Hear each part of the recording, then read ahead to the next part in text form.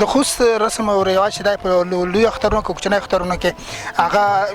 مې وریجې پخوي په هغه کې اصیل غوړي کې کنه خوستوال مې وریجې ورته وایي د پاس خلک چې دي پاس ولته ډنډکای ورته وایي دغه کوم اختر کې چې غوړي نه وي مونږ بخي داسې نشو ورته ویلی چې دغه لوی اختر دی یا کوچنی اختر دی د خوست خلکو دغه مهم خوراک دی په کوچني اختر کې او په لوی اختر کې مقصد بخي خلک ډېر احترام ورته لري د لوی اختر کوچني اختر کې دغه وریجې ته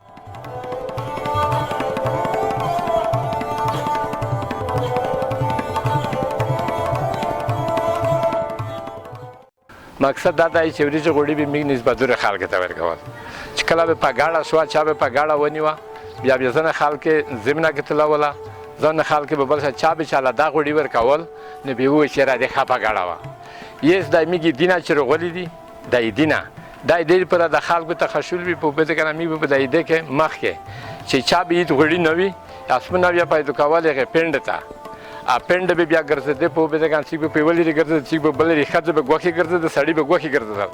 یس هغه کونړ ته زنځنیش به په بده کنه ترخې دا به هغه وریجې دي دا سپینې وریجې دا پیلاوي وریجې دا سره پخې کې چې په غوښه کې چې په تشي کې چې په تشي کې